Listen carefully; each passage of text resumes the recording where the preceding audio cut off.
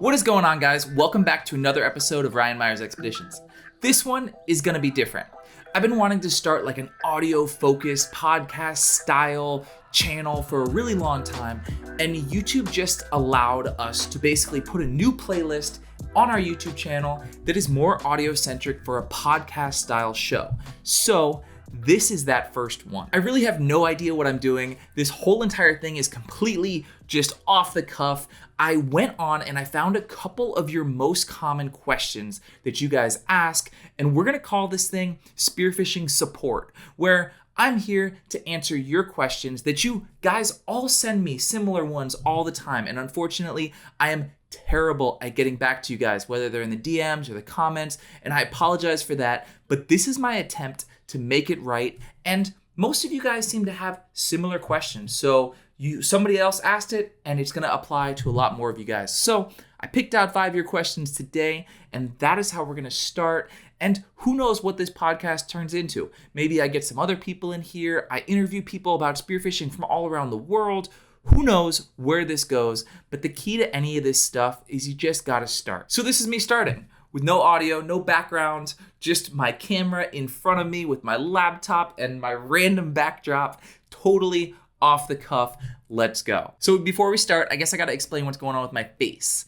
I had skin cancer, they chopped it out, I'm all good now, but I got like 40 stitches, plastic surgery, the whole freaking skin graft thing, the whole deal. So, moral of the story, kids, is to wear your sunblock because you don't want to look like that.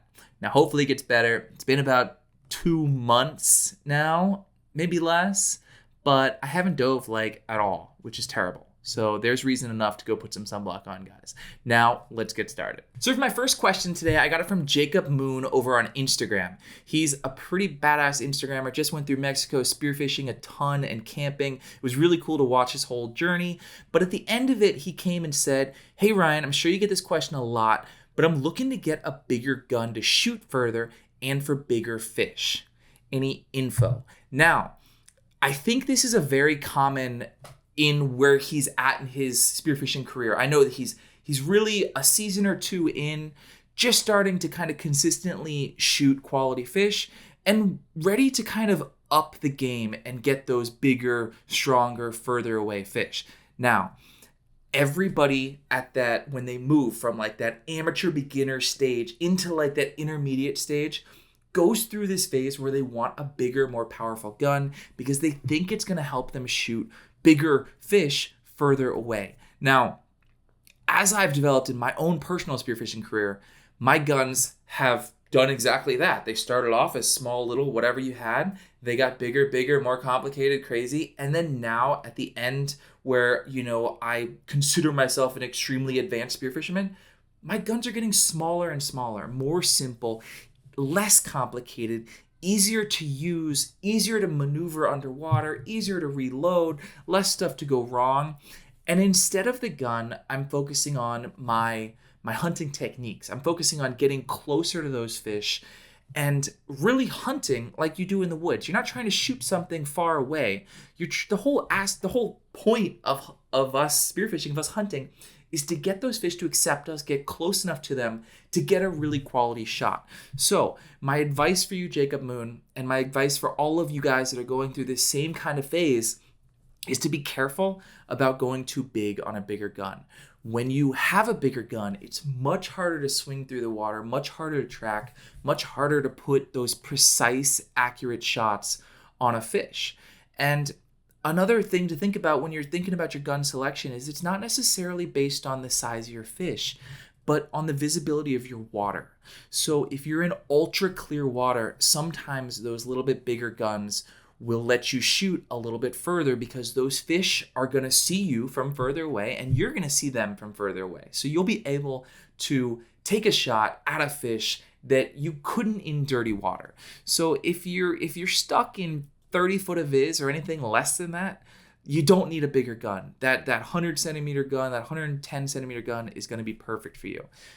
If you are hunting in some crystal clear water, then still I would caution you to go too big while hunting on the reef. Blue water is a whole different thing, but if you're on the reef, even out here in Hawaii, where we shoot 20, 30, 40 pound fish all the time and regularly have 120 foot of visibility, I'm still using 110, 120 roller gun, which yes, acts like a little bit of a bigger gun.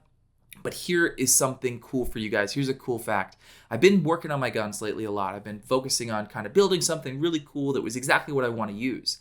And what's crazy is the more that I've studied the gun, more that I've planned it out and paid attention to this, I'm shooting a single wrap. So I'm shooting a single wrap now on my 111 centimeter roller gun. So my range is like nothing. And I shoot stuff. And I think every fish is on video. So I shoot a fish and I'm like, wow, that fish was kind of far away. Like that was kind of a long shot for me. And then I watch the video and I'm still not outside of a double wrap. I'm still not outside of a single wrap. The line coming to my line release is still slack. I haven't used it all. So I highly caution you guys about going too big.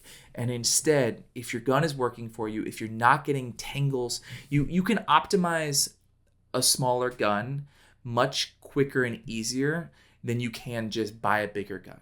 So that means you should never be getting a band tangle. You should have solved that problem. You should have a reel that never gets tangled, that does what it's supposed to do. When you need line to go out, line goes out. When you don't want line to go out, line doesn't go out. Optimize that type of stuff first. Get really good at that before you get a bigger gun. So Jacob, I see you shooting that little JBL. I don't know exactly what size it is, but I looked at it a little bit on your Instagram. It looks to be about 100 or 110 centimeter. And the reel looks solid. The gun looks solid. The wishbones look a little long when I just glanced at them. But I encourage you to optimize the gun you have because you're well on the right track. A bigger gun doesn't do what I think a lot of people think it'll do immediately for them. Work on that diving skill. Work on that hunting skill. And you'll get further shooting bigger fish by doing that first. Next question we have here from Will Daniels on Instagram. He said, "What's up, Ryan? I was wondering if you had any tips on how I can hold my breath longer. Love the videos." Will, holding your breath longer is a function of doing less. That is it. All I do when I'm out there is a lot less than you do, a lot less than everybody else does. My whole mantra, everything is about floating around and using no oxygen. I want to get my heart rate and get my relaxation as low as I can, as quick as I can when I get out there diving. And then I want to keep it that way all throughout the entire day. So when you're out there and you're in 30 feet of water and you're swimming all around and you're going up and down and you're diving too quickly, you're not going to be able to hold your breath long. If you're by yourself and you don't have a buddy that you're 100% on top of you, watching you, you're not going to dive for very long. When I dive out here in Hawaii and I am diving at my absolute best, I'm spending between 6 and 7 minutes on the surface. So for a 90 to 110 foot dive, I like to spend at least 6 minutes on the surface. And what I think is different that people don't quite understand is that 6 minutes that's on your watch that tells you your surface interval. It's not 6 minutes from the time I came up. It's 6 minutes from when I stopped doing stuff. So if I did shoot a fish on my last dive and I have to pull that thing all the way up and I have to use the effort to reel my line up and kill the fish and string it on the stringer and then load my gun, that's really where my 6 minutes starts. Because I want to make sure that on every dive I do, I have the ability to do my best ever dive. Because I don't know what's going to show up. I don't know when that dream 30-pound uku is going to come out of nowhere. So I want to be my best on every single dive. So, Will, to hold your breath longer, you want to do less out there. Focus on really floating on the surface. Diaphragm breathing, really slow. If you don't know what that is, you can look it up anywhere on YouTube. Look up how to diaphragm breathe. Long, slow exhales, diaphragm breathing, and moving really slow on the surface will significantly increase your breath hold without doing anything else. Next question we got here is from EC over on YouTube. He says, "How do you keep your legs from floating up when you're at the bottom? Because every time I'm down there, after a little bit, my legs start floating up. Why?" This is really interesting. I think EC, you're on the right track because you are hunting from the bottom. And this is a problem that you only really start to notice if you're hunting from the bottom. You're hunting properly, which is, you're going from the top, you're swimming down through the water column, you get to the bottom, and you glide down in there into the bottom, and you get your legs down, and your feet should be all the way flat with your fins all the way flat back there behind you. And then you totally relaxed, and your fins start to float up. And I think that probably comes from being a little bit too shallow. If you're a little bit too shallow and your buoyancy isn't adapted to the depth that you're hunting in, your legs might float up a little bit. But if you're fully, if you're fully in the depth adapted to your buoyancy, which means, for myself, if I'm neutral in 30 feet, which means I'm not floating, I'm not sinking, that's where my weighting is positioned at. And then I dive all the way down to 60 feet. I'm negative. I got a couple pounds of negative force pushing down on me, keeping me to the bottom, which means if I'm floated up, if I'm positioned up on a rock like this with my gun, my legs are completely effortlessly laying behind me. So I think what a lot of people try to do is they try to hunt a little bit shallower than their buoyancy is set up for. So if I were to go into, say, 35 or 40 feet of water, I don't have the same kind of forces holding me to the bottom. And instead, my feet might stick up a little bit, which is not ideal at all. You need to keep everything down. You need to keep everything still. Another tip for you, EC, is the way in which you lay on the bottom. I find that some people will lay on a completely flat, sandy surface. Now, when I do that, I don't have as much arc in my back. It's not as comfortable for me. Where if I were to lay up against a boulder, kind of like that, or up against a rock, and I have a nice hand position with my left hand, and I can grab a hold of something, I can use that little bit of energy, a little bit of force to kind of hold myself down on the backside.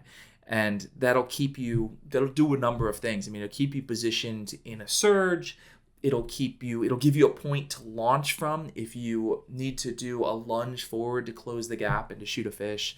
So it has a couple different advantages, but I would advise you first to look at the depth that you're hunting and the buoyancy where you're set up to float and sink from, and that might be a lot of your problem right there. A third thing that I do see a lot of people do is when they land on the bottom, they land and they don't set those fins down because they come straight down. Picture you come straight down like this, and then they stop. Okay? And now those fins, to get them to lay right here, those fins are still up in the air because they were straight up as you're kicking down like this. Now, what I like to do is I like to come down to the bottom and I like to glide across like this. And if you glide across properly, there's no force. I don't have to push my fins down and get them to get to the bottom. They just naturally go down because as I'm coming down, I go like that, and now I'm flat. And I think that might help you there, EC. So our next question here is from Riley H. Again, over on YouTube. He says, "Yo, Ryan, love your videos. Let me live vicariously through you. Thank you, man. I wanted to ask, how do you mount your GoPro? Do you use a head strap or a mask mount?" Now, I get this question all the time, and I'm very, very adamant about the way that I do it and why I do it like that. I use the standard GoPro head strap, and I use it underneath my hood. So when I'm walking down to the water or when I'm suiting up or whatever, I put the head strap on, I get them nice in position, I make sure my hair is tucked all around, then I put my hood on. And that hood keeps it super firmly in place, doesn't let it move around at all. And what you got to be really careful about is when you put that mask on, you put the mask on and you get it up underneath the seal. And you get that seal underneath the GoPro strap and underneath the hood. And it takes a couple times to do it, and there's a couple tricks I do. Like for one, I put my gloves on after I have my mask on. So that gets my hands free, fully sensitive to be able to really get up in there and make sure it's out of the way. I really don't like it on the mask for a couple reasons. It sticks out and it's attached to your mask. So if I'm on the bottom and I'm looking in a hole and all of a sudden my mask, my GoPro hits a rock, now you just busted the seal on my mask. Now it might leak. It's a snag there that if, sometimes your line, sometimes a kelp or your shooting line or whatever gets kind of pulled, flood your mask. And even on the way up, you could be kicking hard, or you could turn your head real quick. It's a lot of weight there that has the potential to pull your mask. So I've started with the head strap. I'm really, really happy with it. I love it, and it works absolutely great. Just make sure it goes under the hood, and then the mask goes on over top, and it really holds everything firmly in place. So we got another YouTube question here from Chasing Poi Pounda. How are you equalizing? Frenzel ? So again, another question I get a lot is why aren't you holding your nose? Everybody out there is holding their nose. I do what we call hands-free equalizing. And if you don't know, if you're not a diver, you got to equalize like every couple feet on your way down. That equalizes the pressure in your mask and in your sinuses and in your eustachian tubes. There's basically 3 places you're equalizing. And normally to do that, you hold your nose. Hold your nose, you equalize your sinuses. You equalize your sinuses and your eustachian tubes at the same exact time. Then you release, and that little bit of puff goes up into your mask. Equalize the mask.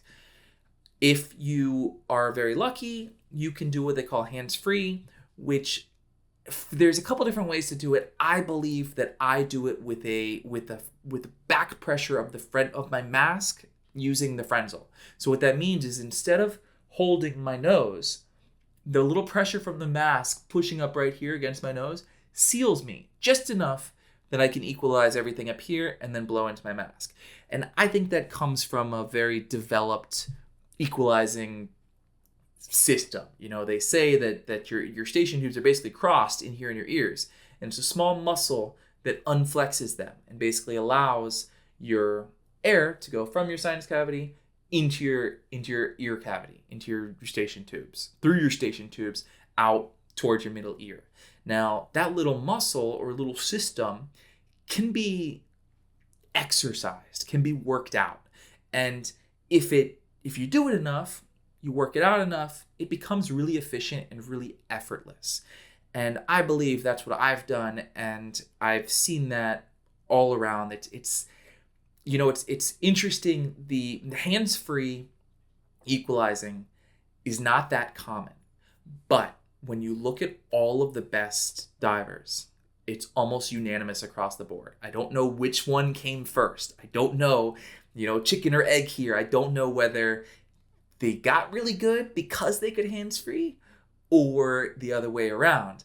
But I was just diving with Justin last week, and anytime you get a sinus problem, we lose the ability to hands-free our sinuses because it takes more pressure. You got to force those sinuses. You got to force the air up into those swollen cavities.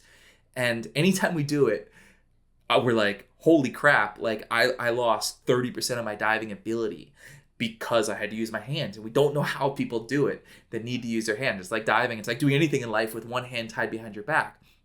So it is very, very advantageous. Now, again, I don't know which one came first, but I do know that the track to get there is to do a lot of equalization. So if you are diving a lot and you want to get towards closer to that hands-free equalization, try and figure out how you click, how you make your ears click while you're here on dry land. See if you can get that little equalization clicking. So I just did it like 5 times there. You can do it all wherever, all day long. And if you do that hundreds, thousands of times a day, you got a really good chance of building up that muscle and getting closer to that effortless hands-free. So we got another one here from Kana Chalk. He says, hey Ryan, what type and size Dyneema is your shooting line? Thanks for all the great info. My shooting line is like a 1.8, I can't remember if it's a 1.8 or 0.9 millimeter Dyneema. And it's a real stiff Dyneema, and I love it. I am a huge fan of Dyneema shooting line. I think it's some of the strongest stuff in the planet. If you get the right stuff, it's nice and stiff. I think Aussie makes some really stiff stuff. I use that. There's a bunch of brands now making this stiff Dyneema. It's really common. You can find it in all the shops. It truly changed my life. Like I still see people with mono shooting line, and kind of blows my mind. I see literally zero place in the world for mono as my shooting line.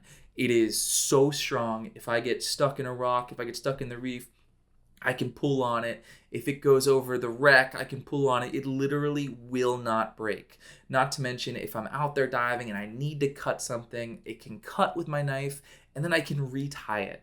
I can be on the boat, I can retie this stuff. It's great. And if you have your shooting line set up the way I have mine, I have a knot that actually ties my reel line to my shooting line.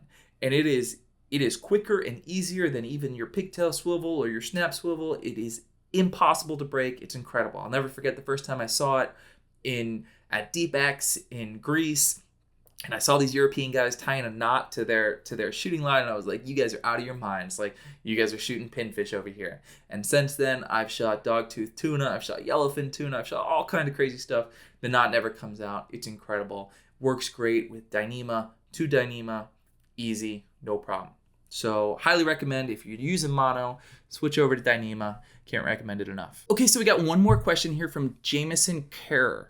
Can you do a video on how to do a DIY spearfishing trip to Hawaii on a budget?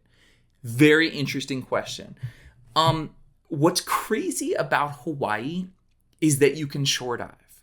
Now, that seems normal-ish a little bit, being here now for so long and whatever, but like, I've traveled all over the world. I've been to like 30 countries, spearfished in almost all of them, and you almost can never shore dive. So wherever you go in the world, even if you're in an inexpensive country, your boat is going to be $200 to $300 minimum. And most of the places closer to $500, $600, $800 a day. Now, yes, you can split that with some guys, but that's your biggest expense. No matter where you go anywhere in the world, spearfishing requires a boat usually. So the fact that in Hawaii, you can dive 99% of the places without a boat is pretty massive when it comes to budgeting. You know, I have a boat here. I almost never spearfish from it. It's way easier to drive an hour and a half north or south or the other side, anywhere, than it is to take my boat not very far. Like it's because I just go to the shoreline. So what's really cool about Hawaii is you can do it from shore, which already makes it a budget trip. So if you get your boys and you rent a car and you get an Airbnb and you dive from shore every single day, you'll have a blast. Now, if you're looking for even more of a budget, you can camp. When you camp and travel and spearfish, it's a little hard because you have a bunch of stuff usually. So like, it's hard to bring camping stuff and diving stuff and then fly somewhere. But Hawaii in itself, I would totally consider, even though everything else here is extremely expensive. Go to the grocery store, you got something coming. But everything is expensive except for the diving. You can dive for free anywhere. And there's very few sections around the island. Obviously, know your regulations. All the islands are different. Some of them have bigger sections or smaller sections that are closed to spearfishing or fishing in general. Know your areas. But for the most part, there's reef on every single piece of the island. There is fish on every single piece of the island. Now, they're not all the same. Obviously, if you watch some of our videos, you see the lengths that I go to. It's a lot of walking, a lot of hiking, a lot of swimming, a lot of driving, whatever. The harder you work generally, the better spot you will get to with better fish. But you can dive for free, which is pretty incredible for anywhere in the world. So for your DIY Hawaii spearfishing adventure, any of the islands, go shore dive.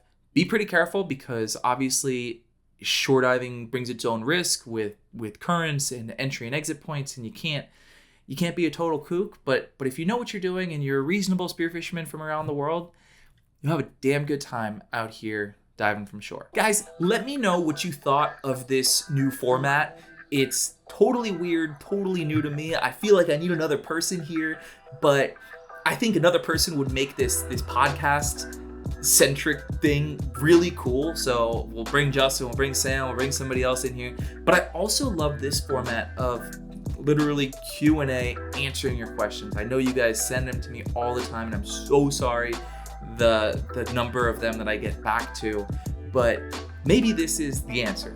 Put your questions down below, and if you like this video, let me know. Let me know what you want to talk about next time, and I will do it, and we'll see how this works, because you just gotta try this stuff. You have no idea until you try. So I thought this went pretty well. Next time maybe we'll work on this lighting, this background. I got like a flag, I got my dive light up here like pointed at my head. I have like stuff taped together everywhere. It's a little ridiculous, but we will work on the production side if you guys like this. So thank you so much for watching. Like this video if you haven't, and I don't know, let me know down below what you think, and we'll see you next time right here on Ryan Myers Expeditions.